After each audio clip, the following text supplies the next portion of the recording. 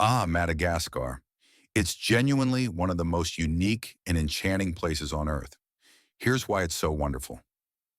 Biodiversity like nowhere. Else 90% of wildlife is found nowhere else on the planet, home to lemurs, fossa, baobab trees, chameleons, and thousands of rare plant species. The island is often called the eighth continent due to its distinct evolutionary path. Natural beauty rainforests in the east, semi-arid spiny forests in the south, savannas in the west, and white sand beaches with turquoise water on all coasts.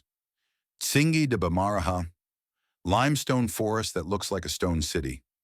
Avenue of the Baobabs, surreal and iconic sunset destination. Rich culture, a unique blend of African, Southeast Asian, and French influences. Traditions like the Famadihana, turning of the bones, showcase deep respect for ancestry. Malagasy people are known for their hospitality and the strong community values. Simple yet soulful cuisine. Rice with everything paired with fresh vegetables, zebu, local cattle, and spicy condiments like sakai.